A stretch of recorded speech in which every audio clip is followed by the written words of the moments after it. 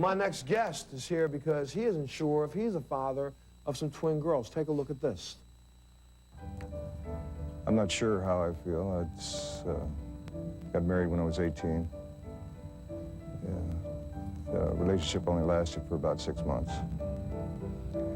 And found out that my wife at the time was pregnant. I joined the military because I didn't believe that the children were mine, so. But now, I guess I've always wanted to know whether they really were mine or not. And it's been 24 years, some odd 24 years. And, I knew this would happen someday. Children looking for their parents, and if they are mine, my mom would like to meet them. Well, the time has come. I'm looking forward to finding out one way or the other. It's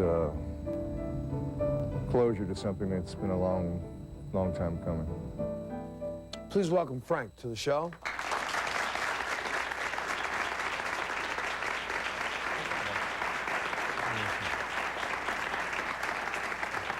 Hey, Frank. Yeah, have a seat. Sure. Yeah, you said one thing on that tape about, you know, if they are mine, my mom would like to meet them. Right. I'm not worried about your mom, man. What do you want, Frank? I'd like to find out. It's, like I said, it's been a long time. I just want to know. What do you want, Frank? So you get an answer, yes or no. What if the answer is yes? I mean, these are two young ladies who, and what you should probably know a little bit about, I don't know if you know much about their life. I know nothing about their life. Well, their lives have not been necessarily what they would consider the best lives.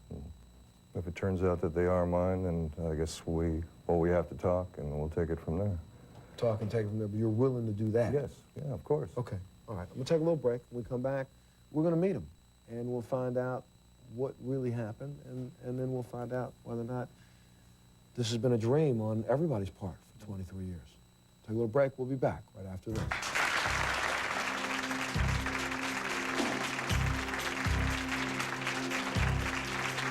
I think everyone that has ever, well, that has never grown up with their real parent, their birth parents, has a void in their life.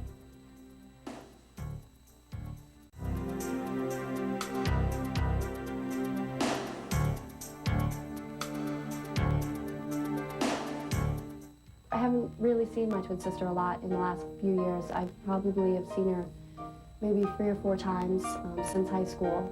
We've been out of high school for 5 years now.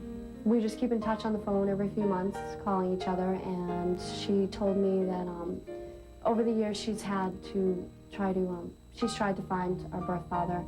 I started looking for my birth parents when I was 16.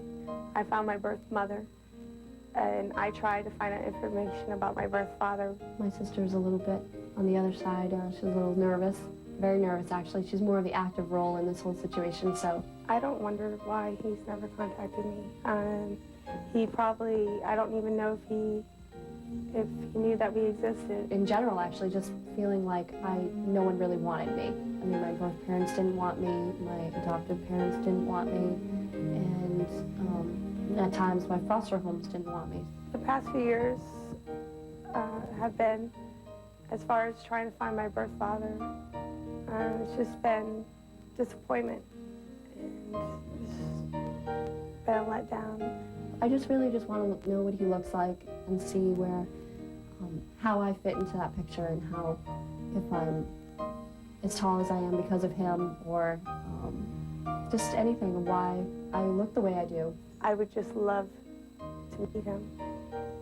I think he has 2 beautiful daughters that he can be very proud of, that have survived a lot of disappointments and sadness throughout their lives, and they're just trying to find someone that they can kind of hold on to and be proud of, and someone that can be proud of them. Please welcome Holly and Heidi to the show.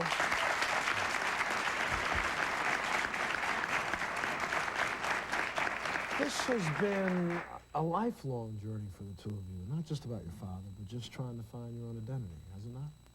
Yes. I mean, tell us a little bit about what happened. I mean, I know you were, what, 13 months? How old were you when you were given up, you think? We were about 15 months, a year and 3 months old. 15 months old. and your birth mother gave you through kind of a private adoption to someone else, correct? And what was it like growing up with your adoptive parents? Actually, it wasn't even adoptive parents, it's plural. It was, they had gotten divorced shortly after adopting us, I believe within a couple of years. I don't really remember them ever being together, so they had conceived a child and then had lost that baby, and that's why they had adopted us. I think they were scared of trying again. So yeah, we did fill that void, and then when they conceived another baby, or it just changed a lot of things for them, and then on top of that, getting divorced, then all of a sudden my adoptive mother had 3 babies on her hands, and I think that was a lot of pressure, a lot of stress.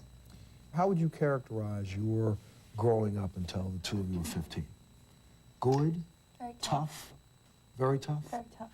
Tough enough that the two of you both moved out of your home at age 15? Just trying to find out who we are, and it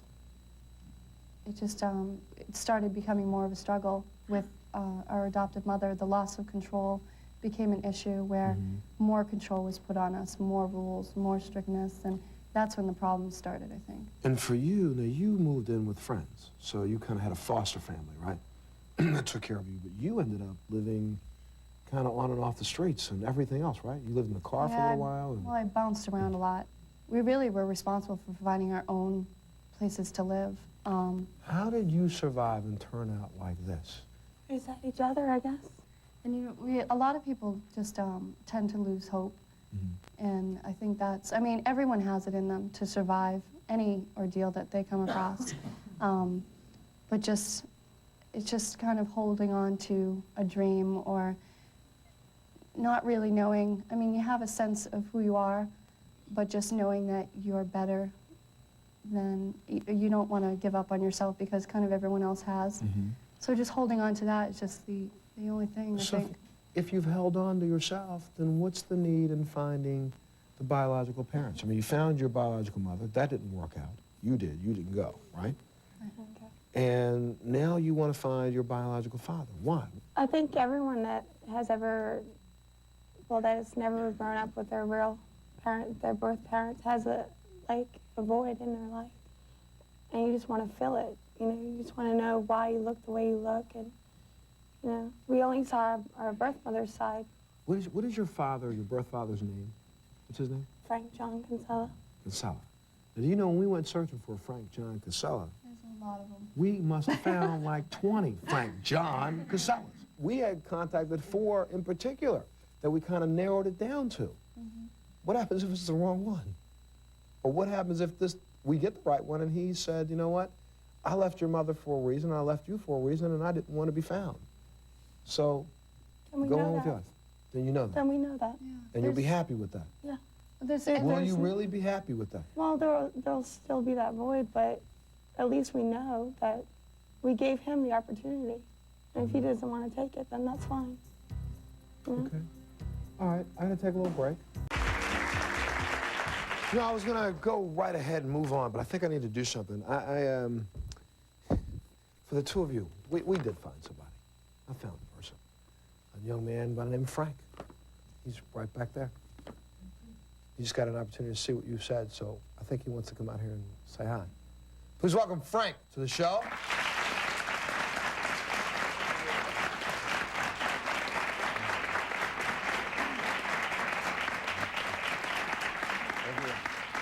Heidi and Holly. What do you mean, hello? What do you mean, hello? We've been told that there's so many of them, so does it, I mean, the paternity You don't test? know whether or not this is, see, I normally wait till the very Right, end of the that's show. like... I normally wait till the end of the show to give out results of the test, but I'm not going to wait, because I just felt the need to be able to bring some closure to something here. So, let's see, in the case of Holly, we have determined that to an accuracy level of 99.537%, that this man seated over here is your father. But before you jump, since the two of you are fraternal twins, it'd be kind of tough for you to not have the same father. But it does happen. So in the case of Heidi, to a percentage of 99.543%, like about a 1,000th of a percent more accurate, he's definitely your father too. So, Frank, these are your daughters. Now you can say hello.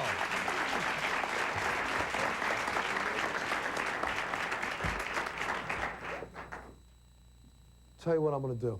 I want the three of you to go backstage and meet. Go backstage and meet, come on. Hop up for a second. You got another hug in the making. You go backstage and talk.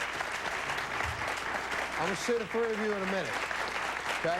You don't want Joshua to wind up like Heidi and Holly. And I won't say wind up like, but you don't want him in a situation where 23 years later, he's begging for or wants to know, let me just talk to my father once so I can put closure to my life. Because we didn't spend as much time with the two of you that we could have, but this has not been as light as I think most people think it. You have thought about who your father was how many times in your life? Is it a constant thought? Huh? Countless. Countless. It's always a thought in the back of the mind. It's always there. Who am I? Who makes up who I am? Why am I as tall as I am? You know what I mean? These are the questions that get asked. So the two of you, three of you in this end, I will find somebody for the three of you to talk to collectively. I'll find somebody for you to talk to individually. But you need to start doing some talking and figuring out how Joshua gains the most out of this and not how you gain the most out of this. We're out of time, but before we go, I want to say, for all of you out there, we do this quite often. We will do a paternity test, but please only contact us to do this if you're prepared for what has to happen after the test is done. Because today, there's a lot of work cut out for the 5 of you over there, and there's more work cut out for the 3 of you. Got a family upstairs that's going to be working now for the rest of their lives just to be a family again because of having to determine paternity.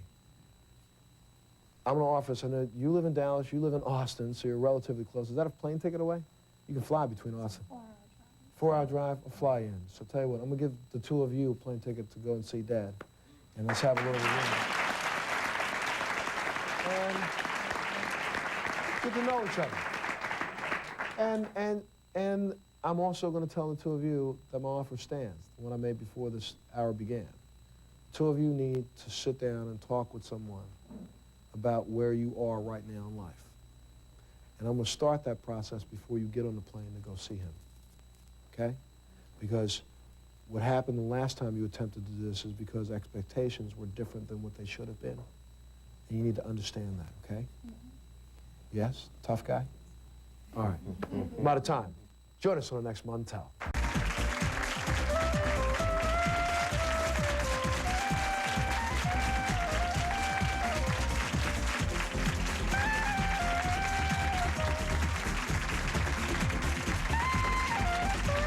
Stay tuned next week when we will be showing you never-before-seen video of what happened behind the scenes of our favorite fraternity shows.